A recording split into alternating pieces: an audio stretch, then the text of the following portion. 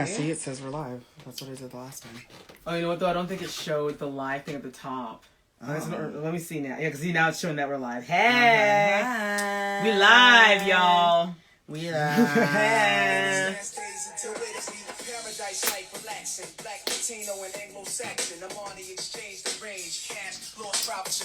Yes, today we are talking about the Trump effect.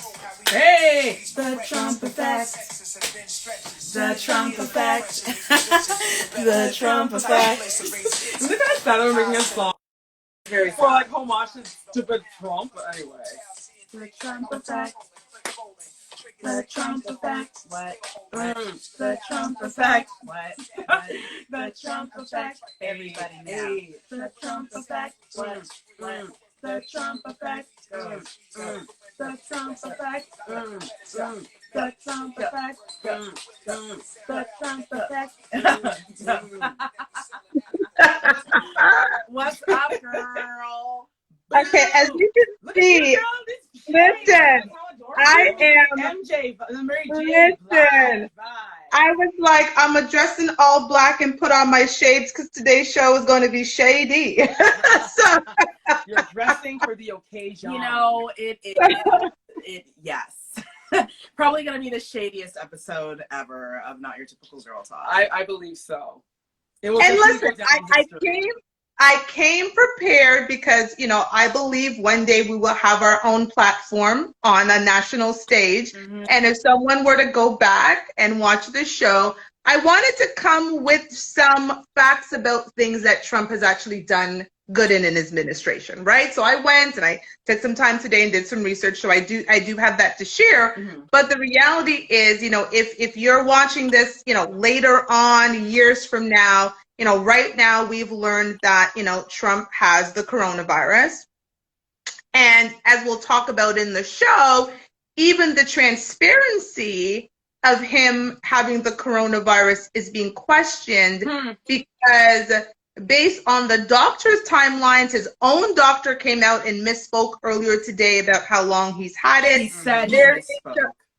Said he misspoke, right? But other doctors are saying, who don't work for the Trump administration, are saying it is unlikely that President Trump got coronavirus when he said he did, because right now he's showing symptoms that he should be showing symptoms of, you know, less than 48 hours into him having this. So, you know, you have over 207,000 deaths right now, and a president who, you know, within hours of him contracting or learning he had the virus was on a private plane to a state-of-the-art facility to be taken care of. The hospital. The presidential suite. You were diagnosed Wednesday, and you need to. No, girl, it was Thursday. Listen, I looked at the tweet. Yes, you're right. He tweeted October 2nd at 12:48 a.m. I had to look at it before the show, right? Because I wanted to say to the doctor, because the doctor came back and said he meant in day 3. But the reality is Trump is a tweeter. And so we know Trump would have tweeted around the time he wanted the public to know he had coronavirus. And that was less than 40, because it was basically 1 a.m. Friday morning. So now we're at 1 a.m. So, you know, tomorrow would be 48 hours. So we're trying to say that a man who thought this, you know, this was a hoax and it would go away and it was the Chinese virus and it was all those things, he now is getting the best medical help that money can buy when over 207,000 Americans have died. Yes. And so here's my thing. First of all, the doctor came out and said, you know, 24 hours. I'm like, dude, the man only got there at like 8 o'clock last night. What 24 hours? It hasn't been 24 hours. That's number one. Number two, you're saying that he hasn't even been on oxygen. I'm like, so why is he at the hospital? Because it would be better for his livelihood and safer for him and the entire universe for him to just be at home in his White House seclusion with the doctor there to see him. Like it doesn't make sense to make a sick man fly all the way to a hospital so he could sit in his room and drink orange juice. Thank you. Like, he's not on a ventilator. He's not on oxygen. Allegedly. So what is he doing there then? Just And continuing number to reign. three, to add to what you said, they had already started a round of experimental treatments on him Thursday. Yes. So you didn't know you had it until Thursday night, Friday morning, but somehow your doctor somehow predicted that you would have a positive test result and started an experimental treatment on you prior to you learning that you had COVID. Literally within like hours. Exactly. And to be honest with you, this is my thinking, this is my opinion. I'm not a doctor, I'm not a scientist, but I do believe that Donald Trump knew he had coronavirus Monday. Oh, he knew. He knew very well, but once again, I believe even up to Monday night, he knew that he was sick. But he does what he does best. He lies. He doesn't say anything to anybody. He just keeps on trucking, keeps on insulting, keeps on bashing that's even a virus to begin with. Because he keeps on saying you don't need to wear a mask, you don't need to wash your hands, you don't need to do anything. Just keep on going. And let's look at the activity he's had since Monday. Monday was one of the biggest moments in his life where he came across looking crazy as usual. Oh, no, that was Tuesday, girl. Tuesday was the debate. Yes, Tuesday was the debate. Yeah. He was hanging out with Chris Christie, who now has coronavirus. But Chris apparently was helping him with his debating etiquette, which we can see all went out the window. And then Tuesday night, actually starting Saturday with the Rose Garden, bringing in Anne, nominating her as the Attorney General, the Supreme Court judge, bringing her in, and 150 people hanging out, no mask, no social distancing, shaking hands, hugging, doing all on that. The cheeks. Yes, and then after that, Monday, Tuesday, he was busy doing charity things, rallies, going to different places, meeting more people, shaking more hands. Then Tuesday night, he comes with his family, who none of them are wearing masks, but his wife, who ends up getting it anyway because hello, it's his wife. And then he's there again, greeting people, shaking people's hands. I believe, and it's my opinion, but why would the doctor mistake saying 72 hours?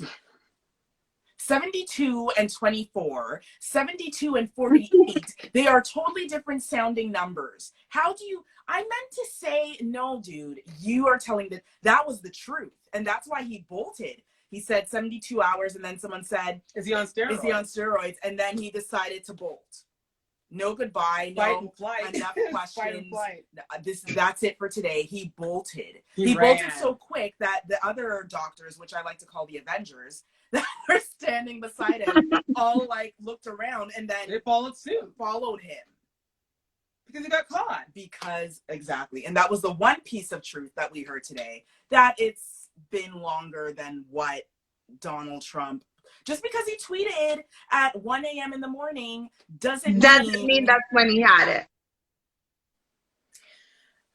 And if that's the case, then we can really truly see the narcissism, because that means he was walking around and greeting people knowing that he wasn't well. Even if he didn't know he had the coronavirus, but if he was feeling fatigued, if he had a headache, if he was sneezing or had a mild cough, he should have been like, I'm going to wear a mask and I'm not going to really greet anyone today. I'm going to keep a distance from people because I'm not feeling well. I don't know what it is yet, but, I'm going to stay put.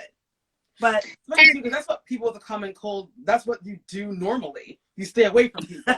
But I guess he's going to spread the love by touching up more people, hugging up more people, kissing up more people. He doesn't care about people, so.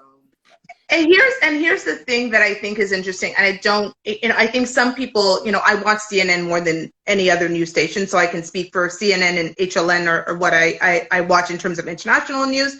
But there are only a few people who was alluded to it, but I'm going to say they're trying to make Hope Hicks the scapegoat of this White House outbreak, because that's basically what it is. It is a complete outbreak because I think they put up all these pictures of people, and it was like they have it, And it's like a roulette right now. Like everybody's about to get it. That's on that picture. And they're making this young lady a scapegoat. Oh, well, yeah, Hope had it. And now kind of we all have it, right? And when they found out Hope had it, you know, what they're reporting is that, of course, they got Hope out of the plane. So she didn't travel with him to his fundraiser.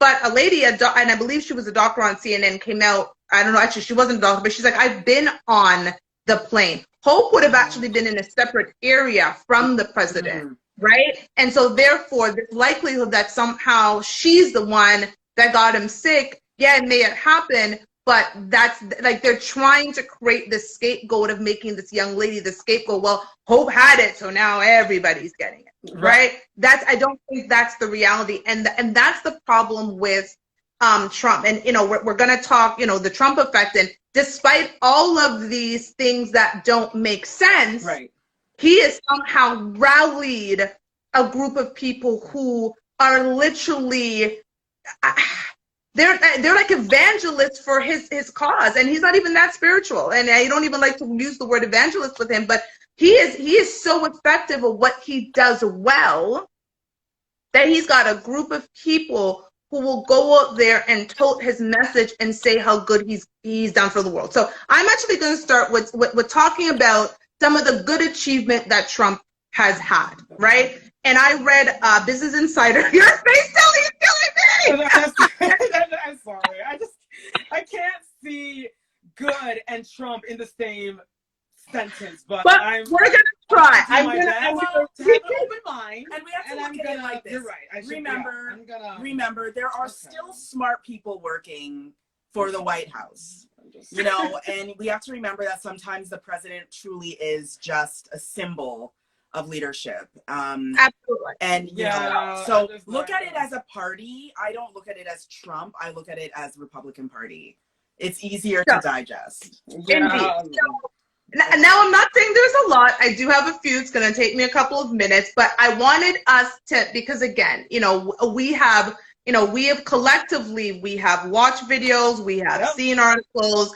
I've seen the opposing side of people say, you know, especially when I hear Black people, you know, putting up their fists saying, despite him being an absolute piece of shit, I'm going to vote for him and this is what he's done. So I wanted to take it upon myself and say, okay, what are some of the things that Trump has done? If you go on the White House website, they have got like a long fledgling list that I was not going to talk about on the show, but I did find a Business Insider article that was published September 29th. So this is very like September 29th of this year. So less than a week ago, talking about some of the things that he's done. So we're going to talk about, his impact on the judiciary. So he's appointed 53 judges on the 13 U.S. Circuit Courts in his presidency. And they compared it to Obama, who had 55, right?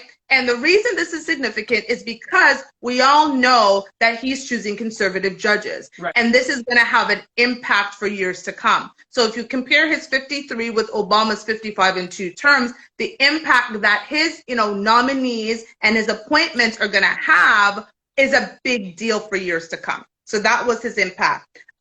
He has signed a $738 billion defense spending bill, and that created the first new military service since the Air Force in 1947. Now, it's very interesting that this bill signed into effect. The unit is called the Space Force. That's all I'm going to say. Look it up yourself, but it was very interesting when I had to read, because it's like, you know, I'm like the Space Force, but anywho. So he did have a tax reform bill. Let's talk about the tax reform bill. It's called the Tax Cuts and Jobs Act. It created the biggest overhaul to the tax code in 3 decades. It permanently slashed the corporate tax rate to 21% from 35%, and it provided temporary benefits for individuals and their families.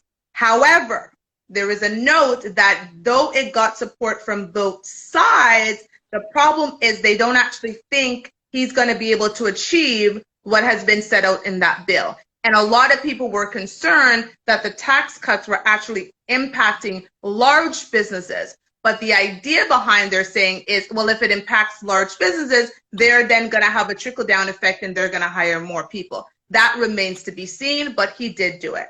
Now, in terms of what he's done for crime reform in the criminal justice system, he had signed something called the First Step Act, which was signed December 2018. And they're saying it marked the first legislative victory in years for advocates seeking reform for the criminal justice system. So here's a couple of things that the bill is supposed to do. So it's supposed to overhaul certain federal sentencing laws, reducing mandatory minimum sentences for drug felonies and expanding early release programs. It's also supposed to make retroactive a 2010 federal sentencing law, reducing the sentencing disparity between crack and powder cocaine offenses, which quite frankly, that disproportionately affects the Black community. And the bill also aims to lower recidivism, I always mispronounce that, by offering more rehabilitation and job training. It includes provisions intended to treat prisoners humanely, banning the shackling of pregnant inmates, halting the use of solitary confinement for juvenile inmates, and mandating that prisoners be placed in facilities within 500 miles from their families. So, you know, you look at that bill, and if you are somebody who's an advocate for criminal reform, that actually is a good bill to have. Now, we all know the major failures that he's had, but the biggest, let's talk about one of the biggest major failures he has, and I put this one down in particular because it's one he talks about all the time. He talks about the economy and how I've done great things for the economy, and under me, the blacks, by the way, the blacks are better, and everybody's better because the black. Well, he's actually taking credit for stuff that Obama did. Yes. So you talked about that. Yeah. So the major stuff he's talking about that he's done actually started in the Obama administration. And so a lot of the things that he's talking about, he inherited it. Now, what has happened, of course, now because with coronavirus, the U.S. is facing one of the worst economic crises in the history because of his response to COVID-19. 13.6 million people were unemployed as of August, and that was a rate at 8.4%. The U.S. national debt is at the highest level since World War II, and the U.S. economic growth is set to average just above 0%. So here's the thing. I wanted to share some of the good things he's done because, and we're not talking about Biden, but I want to be clear. All of us here, and I can speak for all of us on this show, we dislike Trump. Yes. It was every fiber of her being, we dislike Trump. But let's be clear, Biden isn't good for the country either. No. However, it's a lesser that's why I feel bad. I feel bad for America because it's not like they have a load of choice. Exactly. And I would like to quote Lizzo. I happened to catch a thing that she did after the debate. She went on her Instagram and said, you know, the real problem is that they only have two major parties. That's it. That is the problem with America. Yep. That is the problem with Canada and many countries where our choices are very slim. You know, here we have three major parties. Yep. One of them we know is never going to win. Like, you know what I mean? Like, we have made it that certain parties are never, ever, ever going to be, you know, seen as a leader. Simply because of the way how the system is set up. The very same system that we talk about every day that is broken, which is, right? And which is not built properly. It's not built for all of us to have a choice or have a fair choice. And I do believe it's time for us to step up as far as the age of our leadership. I have to say the reason why Canada can say, you know, no one is perfect. There is no perfect government. No. But Justin Trudeau is young in comparison to most people that are prime ministers and presidents. And because he's young, he can get up and say, oh, yeah, there is racism here in Canada.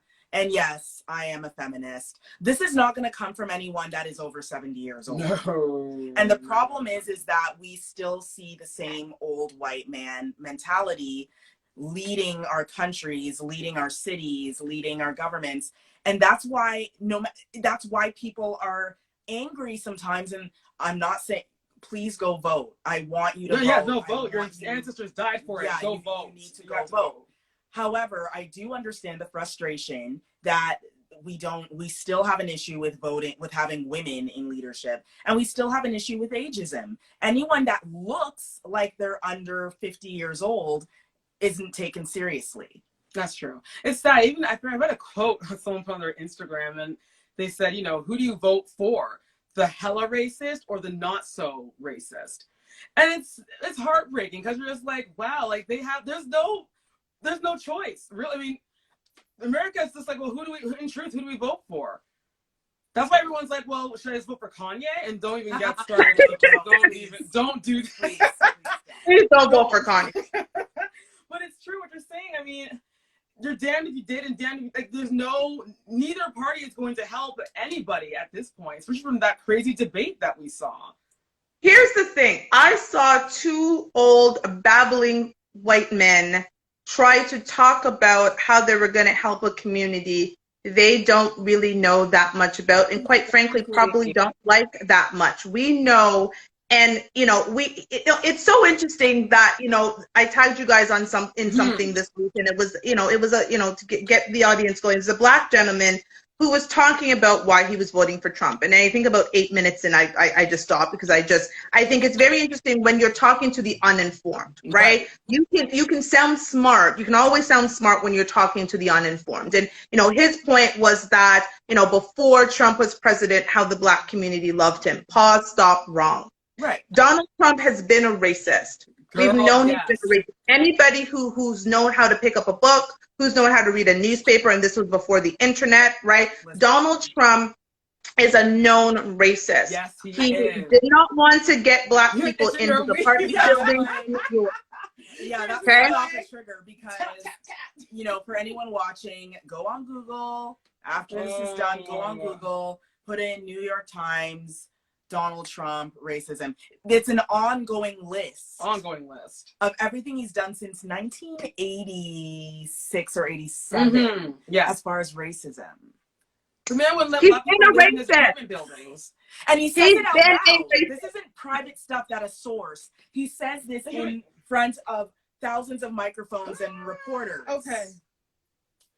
So he's been a racist. Like, this is, you know, so again, you're standing on the street trying to convince people to vote for someone claiming that the Black community loved him because of whatever. Donald Trump has been a racist. He's been a known racist. You know, I have quotes of some of the very terrible things he said, but he's been a known racist. Now you look at Joe Biden, who quite frankly looked like he wanted to fall asleep in the debate. Well, he's 77, like he's my daddy's age, right? Like, so my dad's going to be 76 this month. So, you know, like they're old people, right? Like, you now want to run a country and you look like you actually wanted to fall asleep. Now, he had some good moments. I thought, you know, when he kind of stared Donald down and gave him like the death stare, great moment, right? Thought he was going to do a death drop while he was at it, right? But he's an old, right?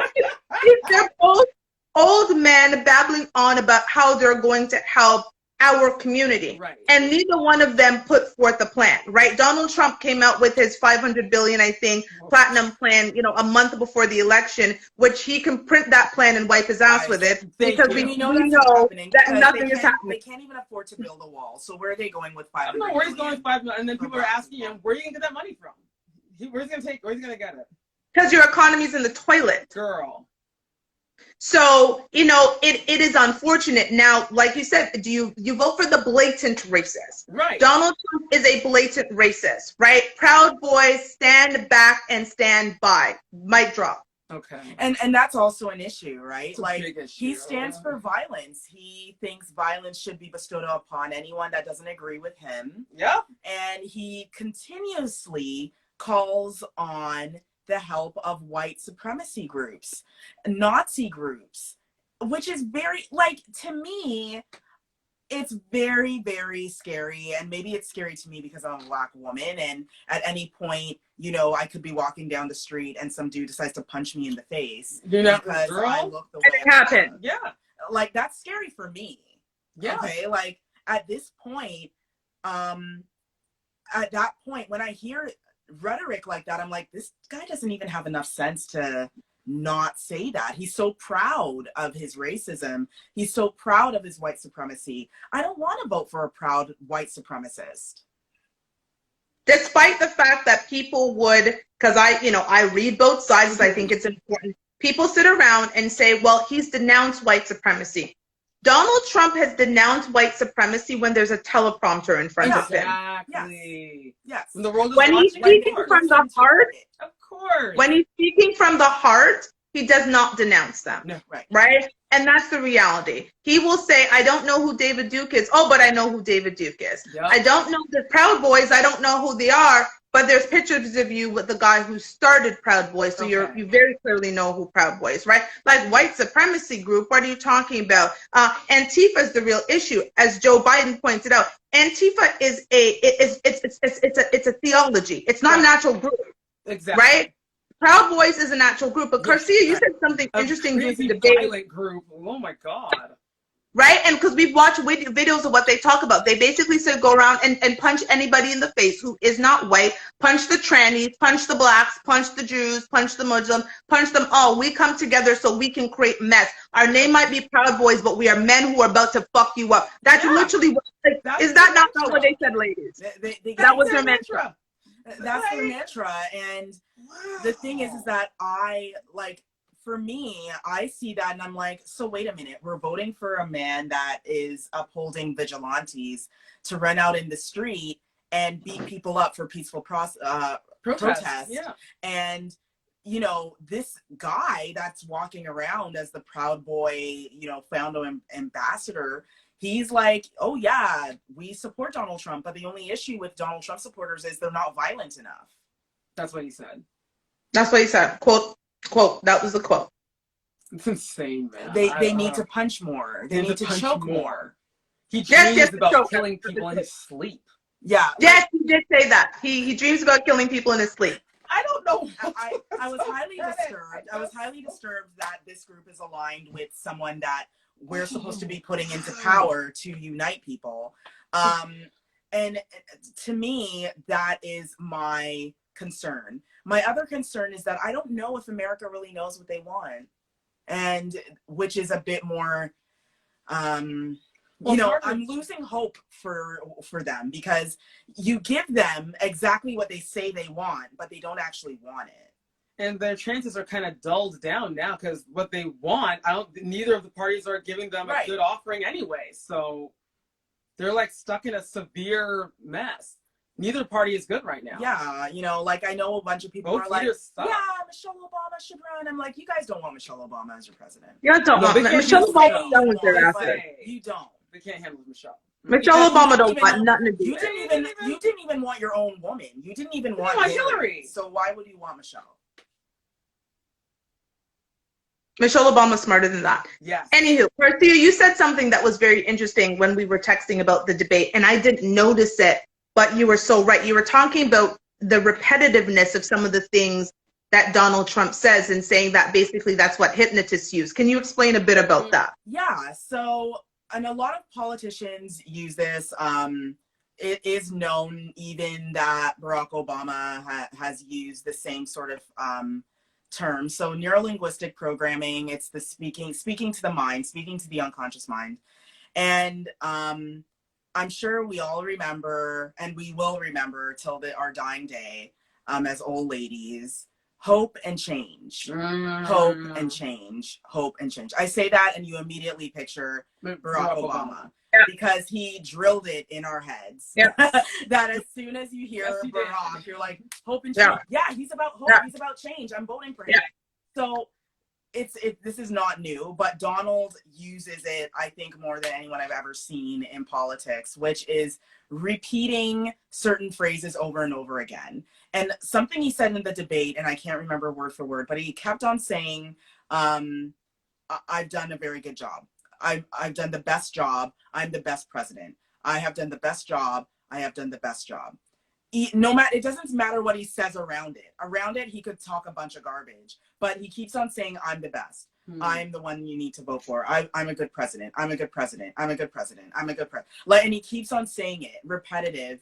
TV is really just a mild way to put someone in hypnosis. Whenever you watch your favorite show, you know, if you're watching Power or if you're watching, I don't know, Grey's Anatomy, whatever, any show you're watching, you become so entranced into it. You know it's not real, but your brain is registering it as real at the moment. Mm. And I believe that Donald Trump, the only issue is he never looked into camera at people because he's just too concerned with, you know, bullying and all that. But if he said that term and he was looking in the camera that I am the best candidate, I am the best, I am a good president, I do good things, I'm a good president. And if he looked in the camera and he kept on saying that and pointing at every action word, I am a good president, I am a good president. If he kept on doing that, he probably, a lot of people that were undecided would have moved over and said, I just feel Donald Trump's gonna do a good job.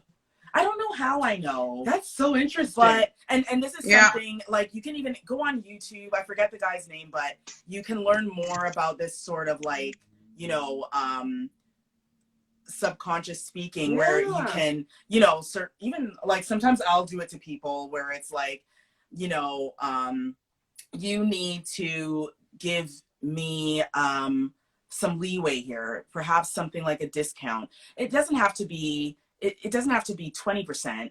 I mean, 30% would be great, but, you know, even if it's 20%, you know, and you just keep on and you're saying things and you're looking at someone's, if you can touch them, you touch them on the elbow, you touch them on the shoulder for certain words so that it registers in their body that I am asking them something. The whole tapping thing. Yeah, like it's just an interesting thing. And Donald Trump uses that. And I think he uses it in negotiations. I think he uses it in tricking women to sleep with him. I don't know. But you're right. He used it on his wife. Yeah. That's interesting. It reminds me of that poster. I'm having a little bit of a problem hearing you guys. Can you hear me? Yeah, I can hear you. Can you hear us? It's interesting. Yeah, it's a little low. All of a sudden went a little low, but I tried to turn up my volume. But if you can hear me, I'll try. Closer. Maybe that will help. I'm like, we brought you closer. Does that help? We can shout a little. Okay. Sorry. Go on, Telly. Go on. Oh no, I was just gonna say quickly that what you're saying, it reminds me of that poster. You know that poster that they have in the States for drafting, and they have like a thing with Uncle Sam with the whole "I want you" and pointing. Yeah. Anyone that looks at this poster long enough, they all of a sudden just want to join the army. So then I guess they use NLP in advertising or in everything. In advertising, marketing, in marketing, they use it. Certain colors make you feel a certain way. This is why a lot of, like, say, health products use green. Right. A lot of medical companies use red. Like, everything, it's not just the way it is because it is, guys. They've done studies. They know what turns you on, what turns you off. Oh. And yeah, it's really very interesting how they do this stuff. But I think Donald Trump, he knows what he needs to do. And what he needs to do is, he knows that he's not the most eloquent man. As in, he's not going to walk up to a podium and say, this year, 3 million people achieved blah, blah, blah. He's not a data guy. We've seen many interviews where he's tried to explain charts that he's he doesn't actually know what the hell he's talking about. So he knows that's not his specialty. He knows that's not it. The one thing that Donald does have is confidence. Yeah. He has confidence to the T. He is his biggest fan. Yeah, he knows how to use it. Yeah. So he uses that with a mixture of charisma, and he gets the votes not based on what he's done or what he stands for. He just gets it because people are like, I really relate to him. He's relatable. There's something about him. There's something about him. Now, this does not work on me. Sure, it's not gonna work on me. But no offense, but there is a specific type of person, and I'm not gonna walk through what type of person. I don't think that's fair. Right. But there is a specific type of person where they can figure out who he will speak to. And this is why Facebook is in trouble right now, because Facebook has been providing that data to certain analytical companies that some of them are no longer in business. But when Donald first started running for president, he did count on Cambridge Analytics to collect information on people with Facebook, looking at, do they believe in conspiracy theories? Do they share fake news? Mm-hmm. Do they like to talk about guns? Do they, you know, like quoting scriptures? Mm-hmm. And they use all of this as persona data. And they're like, here is the person that will vote for Donald. Let's spit advertising at them to vote for Donald. And it worked. It did. It worked. So there is a persona out there that saw that debate, which we call a mess. It was Hot a mess. It was disgusting. But Shit some show. people came out of there saying, I'm going to vote for Donald.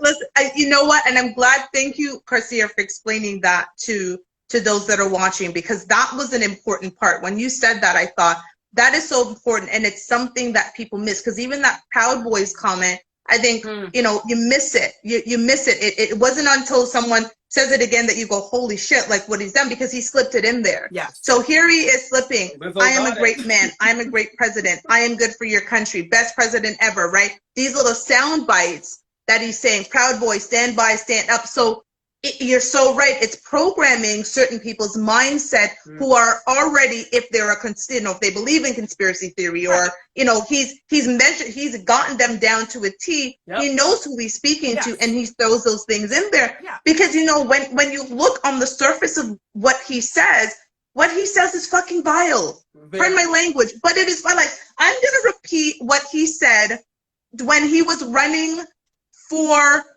president the first time, when he went and he tried to rally the Black community. This was his rallying cry, and I'm going to quote it because I went back and watched the video, and this was his rallying cry to Black people to vote for him. By the way, give me a second. Here we go. You're living in poverty. Your schools are no good. You have no jobs. 58% of your youth is unemployed. What the hell do you have to lose? Black people. The Blacks. And the same Blacks, they're the Blacks that go and vote for him. The Blacks. Because that's what he refers to us as, the Blacks. The Blacks. The Black, or my African American. Because we've all seen when he did my African American. Yes. My African American. Okay. Like it was a monkey. Yeah, very much. So to him, we are. So you listen to those, you know, hearing you talk about those, again, neurolinguistic, hypnotical things that, of course, again, everybody does, but Donald Trump has, you know, when you have the type of money that he has, you can do the type of research that he's done to grab the market that he has. So he's doing all of those things. And it's like people forget the vile things he says. Let's talk about another one. You know, I'm automatically attracted to beautiful. I just start kissing them. It's like a magnet. Just kiss. I don't even wait. And when you're a star, they let you do it. You can do anything. Grab them by the pussy. You can do anything. You know what's funny? I had the worst visual just now. What's funny about it is that if Big Sean were to take that and put it in a song, not only would they put a huge explicit sticker on top, but a lot of our friends of the lighter persuasion, white people, would say, how do you listen to that? That's disgusting. How do you take that in? That is horrible. That's disgusting. And your president said it, though, in public. Like, it wasn't a secret thing that he was talking about to the side. He was having this conversation with people that are media people. Like, and to me, it just, again, you put a dude in a suit and everyone all of a sudden trusts you. I'm like, just because this man comes from old money and says this doesn't mean that it's right. Absolutely not. Like, if I came on here and started talking about, just be like, yes, let's talk about men's penises. Hey, you know what? And if I went and said that, do you know how many people would be up in my DMs telling me how I'm vile and disgusting and I, you know, should be kicked off Instagram, and then Instagram would lock down my Instagram account and and everything else. But if there was a rapper, I can't remember which one it is now, but he was putting up soft porn on his Instagram, so IG kicked him off. And then, you know, he wrote he started another account, kept on doing the same thing, but he kept on kicking him off. But it's just funny how, Trump is pretty much talking about porn, and he can talk about it and post it, I'm sure, as much as he wants, and no one says anything about it. But someone else does it, and they get ridiculed, they get kicked off for expressing themselves in whatever they want to express themselves.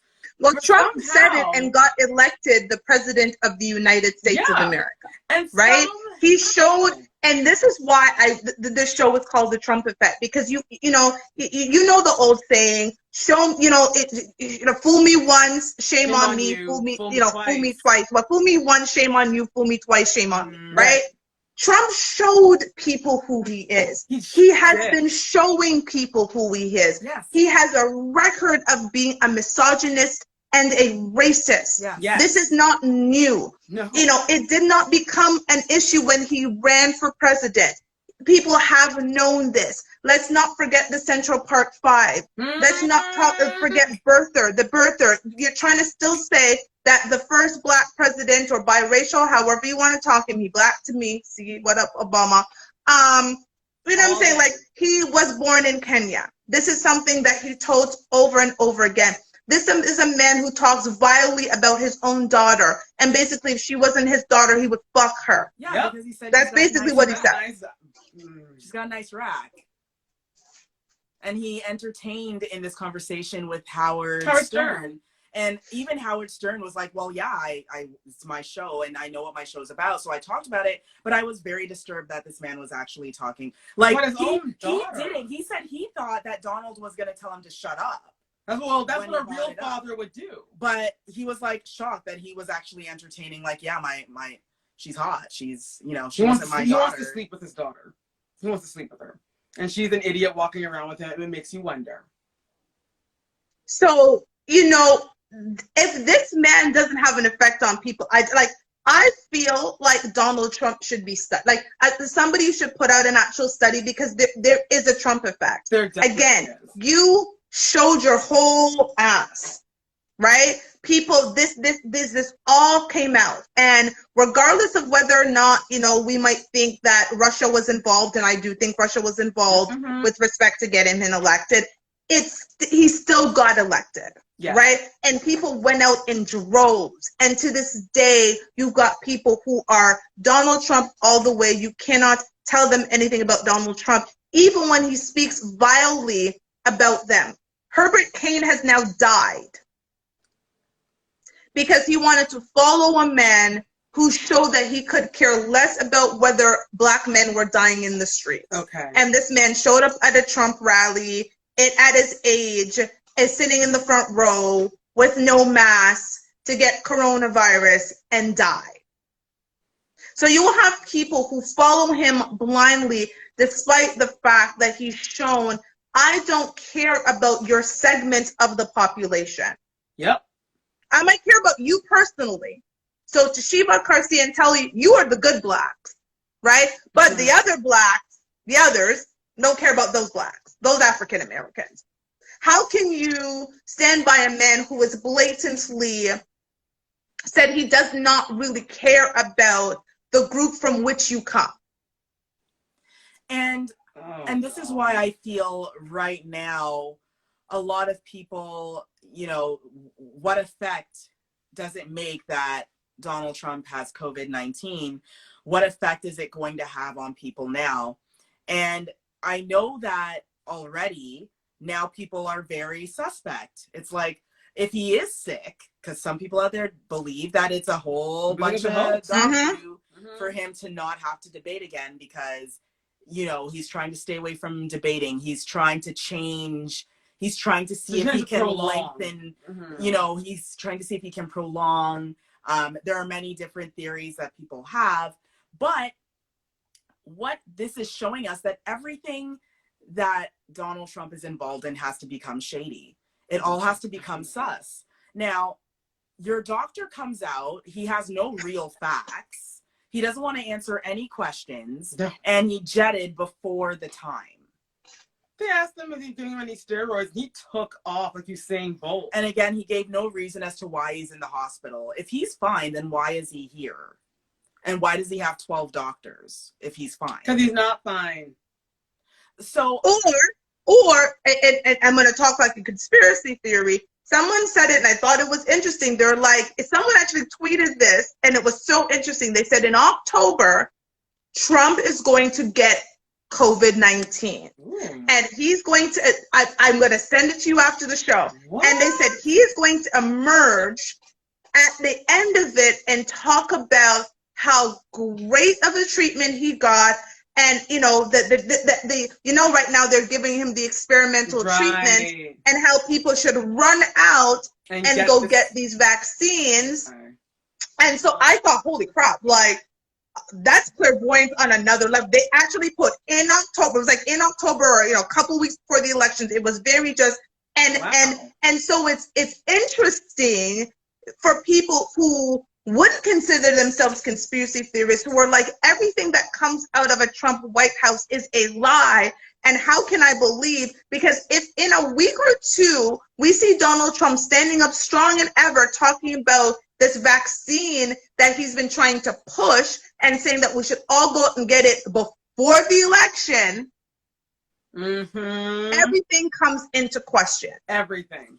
And, you know, exactly. I fully agree with that too, Toshiba. Definitely. I also, you know, as far as conspiracy theories, I just want to bring up The Simpsons. People have been joking because The Simpsons has predicted everything that's happened, from Donald getting elected to his daughter getting into the White House as an employee. They even joked saying that you're lucky she didn't, he would have to bring in a new high judge. They predicted that. And he did. And he did. But like, they also predicted something else. But they've also predicted a Donald Trump death. His death. Yeah. You know, so it is one of these things where I know when I first heard it, I was like, I don't know if I believe it. Because why are we hearing it from Donald first and not the White House? Like, we literally heard it from Twitter before the White House could get had a chance to say anything. And I'm suspect. Well, here's funny. It's, you know, Scaramucci, Anthony Scaramucci, who was his good friends. I don't know if they're friends no more because he'd be talking about him like, you know, like terribly. But, you know, Anthony Scaramucci came on CNN yesterday and he was like, listen, let's be clear. Trump is his press secretary. Trump tells people what needs to be said and how they should say it. Yep. He chooses the narrative of that White House. He says no one speaks against Trump. That's the way. You know. Again, interesting, Garcia, when you talk about the hypnosis and the "I'm a great president." You know, he basically said Trump demands loyalty in his White House. That's so true. Demands it. I mean, that, you know, the reason Dr. Fauci is no longer on his team is because Dr. Fauci, he felt, wasn't loyal to him. Yeah. The reason Dr. Birx doesn't get to speak up is because Dr. Birx isn't loyal to him. That's it. So, you know, you've got a man who is a malignant narcissist who demands loyalty from those who are around him. So, of course, people are generally don't speak out against, because not only is he Donald Trump, and in his mind, he's, you know, the greatest, you know, business person all time, which we know is not, because he's losing billions of dollars. But now he is the leader, and you cannot speak out about a sitting president because that's treason. Right. Which again, so he demands loyalty. Yep. America needs to rewrite all of these rules, because the idea that you can't put a sitting president in jail is ridiculous. That's disturbing. He could literally go out and shoot 12 people and still be here like, I'm still ruling the country. Yeah, and he's untouchable. That's why he wants to stay in presidency. Yeah, because he knows that his ass is going to jail for tax evasion. For tax evasion, for rape, for murder. Because we all know he's guilty of all that. He's trying to prolong this presidency for as long as he can. Yeah, it's very disturbing that everything that happens in this presidency, we have to question it. Everything from, does he really have COVID-19? Is he really at the hospital? Is he being treated this way? Are you sure he's not on oxygen? Because again, why is he here if he's not getting treated for COVID-19? Is he not getting treated for COVID-19? Well, like you said, is he even there at all? Like, and then we have this doctor come up, and the doctor looked uncomfortable from the moment he took his mask off. From the moment he took his mask off. He lied his way through it. So he couldn't keep up with his own lies anymore and had to run like a little fool off the stage. With the other Avengers running behind him. Captain America and the Avengers. Captain America and friends. And the one black guy that was King T'Challa. That was her in the back. Like, so what? I'm God, sorry. dry as hell. I shouldn't make light of that, but that's you know, true. it's The black man. I noticed it too. When I spanned, I said, "Oh, one black guy. That's nice for optics." For optics, right? So it's interesting because you have, you know, you are supposed to have full transparency from the White House. That, you know, you know, you think about the White House, it rules over 300 million people and has effect on billions of people. You know, someone, you know, put on my Facebook that I just didn't have the energy to even respond because it was one of those days I'm like, I don't have time today, but I may have in a week or so. But it was kind of like, why does Canada care about, you know, what happens in the US? And it was like, what? Do you realize we share a border? We are. Do you realize that we are your closest trade partner? Do you realize that if you go to war, Canada has an obligation to fucking join you? Yeah, we're the ones that arrest their criminals. When their criminals come here, we're the ones that put our police and military and resources on the line to arrest criminals for them. Right now, the reason why we have prisoners in China is because we did work for the U.S. Yeah, and we can't. And our loyalty to them, and we can't even get our people out. Okay. So people ask questions like that. People Thank you. Canada care. They don't watch the news. The tariffs. Thank you. Right, because there's a single-mindedness approach to some views in America, like it's about us and this only impacts us. No, what happens in the United States of America has an impact on Canada and many countries around the world. England, like there were people in England and China saying that technically, if the world were truly fair, certain countries would also have voting power in who is the U.S. president. Thank you. Because it affects all of us. How many Canadians work for American companies? Too many. Do they get to vote? No. Okay. So you know, you have a leader of a country who is considered one of the greatest superpowers in the world, and you can't trust anything that comes out of that White House. This is the first time people are saying in decades that you cannot trust what happens. People are questioning. You know, Dr. Sanjay Gupta's like, this timeline doesn't make sense, and he has a whole chart on CNN showing you how this all works. He's like, none of this makes sense. Every doctor they've had on CNN is like, this whole thing doesn't make sense because what we know about the virus, this is just not how it goes. It doesn't go like this, which means that the president was out there knowingly infecting Americans. Yes, he was. But, you know, denial. He's like, I'm the best president in the world. The best president in the world can't get COVID. So I'm fine. I'm not wearing a mask. I'm not social distancing. I have work to do. I'm going to go shake everybody's hand because nothing is wrong with me. Nothing is ever wrong with me. And what cough? Oh, that doesn't matter. I'm sure it's nothing that the Clorox can't fix. So you Let's can drink that with hand sanitizer. You can drink some hand sanitizer, drink some Lysol, do what you got to do, spray. So you know, I'm conscious we've got about 5-6 minutes. It will be interesting what happens in the next week to 2 weeks. Very.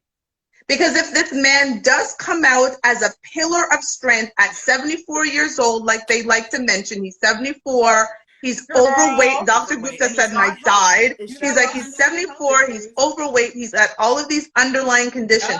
So if Donald Trump walks out in 2 weeks, a pillar of strength, and starts talking about these experimental treatments that he received to make him better, and the fact that he now knows that there's a vaccine that will work, everything that they said is a lie.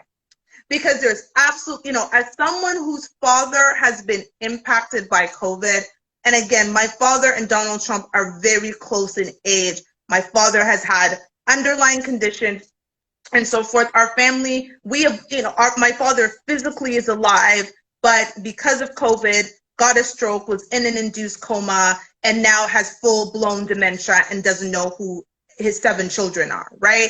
And I can tell you, with all of those things, you know, Donald Trump can have the best treatment in the world, but the best treatment in the world isn't going to stop what your body's naturally going to do. Exactly. So if this man comes out of it and says, oh no, great, you know, COVID had it, I killed COVID, I'm the best person that ever got COVID, COVID has nothing on me, because, you know, girl, that's what he will say.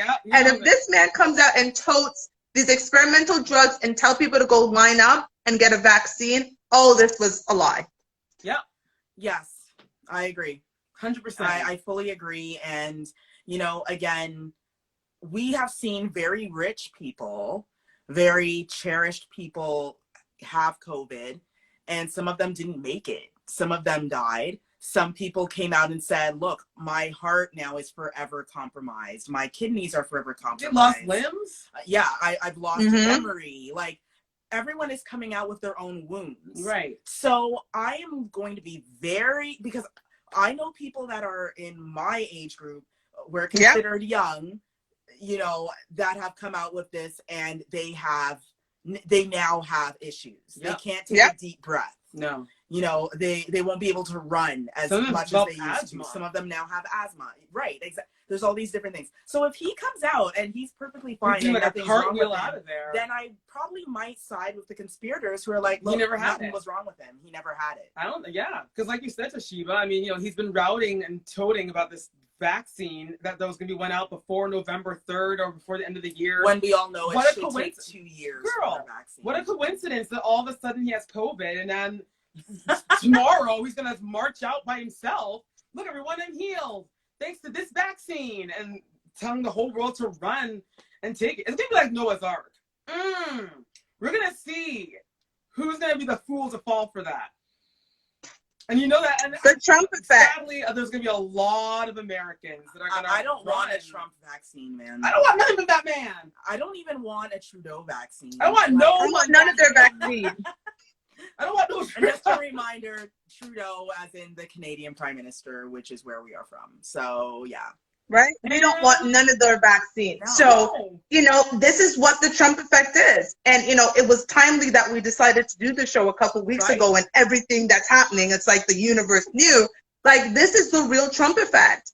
We will see the magnitude of this man's narcissism and the theatrics that the White House has become. Because this is pure theatrics. Even if he has it, this whole thing is theatrics. The first season of Trump as president. White House of Trump or something. Yeah, the Trump White House season 1. Amen to that. So I'm conscious of the time. Yes. We will do our takeaways. Take it away, Garcia. So I just have to say again, I'm always saying it, read, watch, take in all the information that you feel you can, and try to get it from real news sources. You know, go to Fox, go to CNN, go to all of the global news stations and get your information. Do not just take one word and say this is truth. Vote. And I have no right to tell you who to vote for, but vote. And for Biden. Girl, you know I'm gonna say that. That's my takeaway. That's my takeaway. My takeaway is the same. Vote. Because listen, I know that Biden, and I know, but at the same time, you've seen what's happened with Trump in presidency. There's never been so much divide and hate and racism on the rise that I've ever seen in my life. And mess. And girl, a hot ass mess. So just vote for Joe Biden. Kamala 100 all day, every day. Listen, I'm going to add to that, right? You know, Donald Trump is said to be going down as one of the most divisive presidents in modern history as president of the United States. He has divided the country. He has killed off more people in his country. They were saying since World War II has killed soldiers, right? Like, you know, there is a lot that he's fumbled the ball, right? Like he had an opportunity to do very well. And I think what's interesting, and I'm going to quickly say it, here is a man who went on and on about this virus being a hoax. It's the China virus, but the first cough he got and sniffle he got on a private plane and went to a hospital. Right. What does that say about the hundreds of thousands of Americans who have died? Okay. Right. It is what it is. It is what it is. He would do it all over again. Do not let Donald Trump rule your world, America. You cannot do another 4 more years. The rest of the world cannot do another 4 more years of Donald Trump. The impact is too huge. It's more than about America. The rest of the world and what happens to the rest of the world hinges on what happens on November 3rd. So vote Joe Biden.